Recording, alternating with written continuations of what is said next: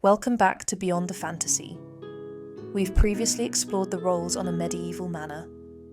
Today, we journey further back to the period before the Norman conquest and the full rise of feudalism from 400 to 1000 AD. We'll uncover the true social landscape for peasants in early medieval England and across the continent, from the free churl and enslaved thrall to the Roman-descended colony. When we think of medieval peasants, our minds often jump straight to serfs tied to the land, toiling under a feudal lord. And while that's part of the story for a later period, what about the centuries before that classic feudal system really took hold? We're talking about roughly 400 to 1000 AD, a time of immense change, the fall of empires, and the birth of new kingdoms. A previous episode, when we discussed roles like the Vergator, Halfjörgator, and Kotar on a typical medieval manor, we didn't spend enough time on the Servi, or slaves, because by that later period, their distinct status had often merged. But today, we're rewinding the clock to look at a time when slaves were a very real and separate class, and the lines between other types of peasants were incredibly complex and varied across Europe. So, forget the simple peasant stereotype. Today, we're unmasking the real social ladder of the early medieval peasantry in England and on the continent. Let's start with early medieval England before the Norman conquest of 1066. At the very bottom of society, we find the thralls. These were, quite simply, slaves. They were considered property, bought, sold, inherited. They had virtually no legal rights, and their lives were entirely at the mercy of their owners. People became thralls through capture in war, as punishment for crimes, through debt, or by being born into slavery. They did the hardest labour, often on the lord's personal lands. Estimates suggest around 10% of the population in late early medieval England fell into this category, a stark reminder of a widespread reality. Moving up, we find the churls, the ordinary freemen. These weren't nobles, but they weren't slaves either. A churl had a vergild, a legal value on their life. They could own land, bear arms and serve in the Fyrd, the local militia, and participate in local courts. They were the backbone of society. But churl wasn't a monolithic group. There were gradations, Geneatas. Think of these as a sort of peasant aristocracy. They often held more land, might pay a fee in exchange for doing heavy labour, and could even have roles managing parts of an estate or serving a lord in more specialised ways. Kotsetlas. These were freemen, but with smaller holdings, a cottage and a few acres. They owed some labour, but less than those in deeper dependency. They were humble, but still free. Geburas. Now here the lines get blurrier. Geburas held a standard plot of land, often provided by a lord along with tools and animals. In return, they owed significant and regular labour services, often several days a week plus rents.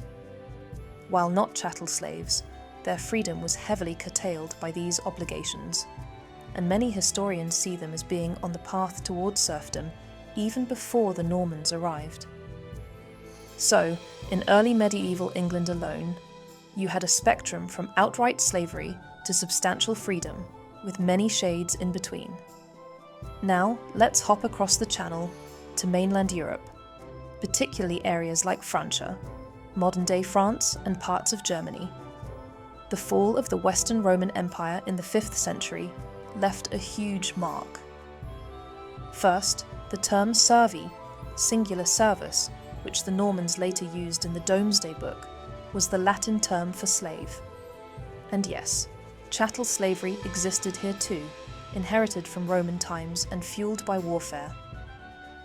Like in England, this practice gradually declined over these centuries, especially as the Church discouraged enslaving fellow Christians. Many Servi were eventually settled on land, and their status began to evolve. A really crucial group on the continent were the coloni. In the late Roman Empire, coloni were originally free tenant farmers, but over time, laws increasingly tied them, and their children, to the estates they worked. They were personally free, not owned like slaves, but they weren't free to leave. They owed rents and labour to the landowner.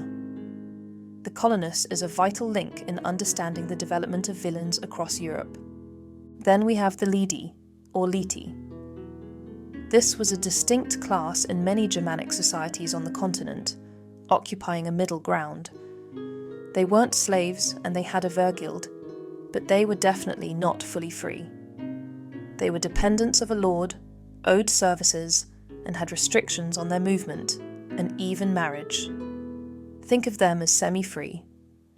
And of course, there were the fully Ingenui or Franci, the ordinary freemen, similar to the early medieval ceorls. They could own land, called alods, land free of lordly dues which became rarer over time, serve in the army, and had full legal rights within their communities. So, what does all this tell us?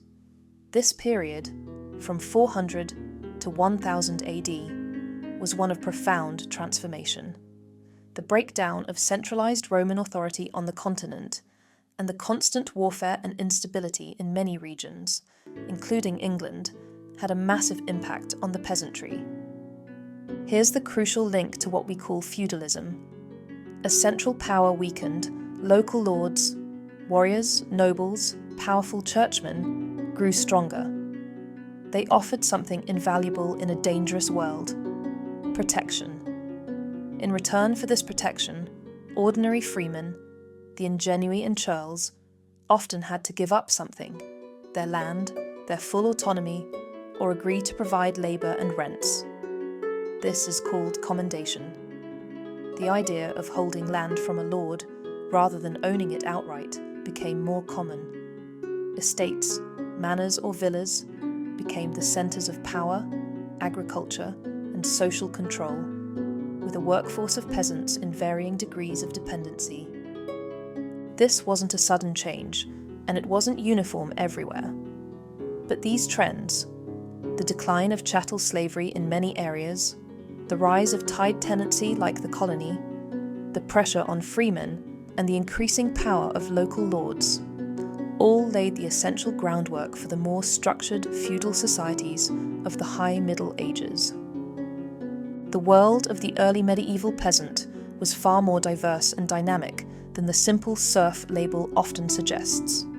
The term serf didn't enter the English language until 1483, after the medieval age ended. So, the next time you're reading a fantasy novel or playing a game set in a medieval world, remember the deep and complex history of the people who actually worked the land. From the Þēow to the Ceorl, the colonist to the ingenuous, their lives and statuses were constantly shifting in a world itself being reborn.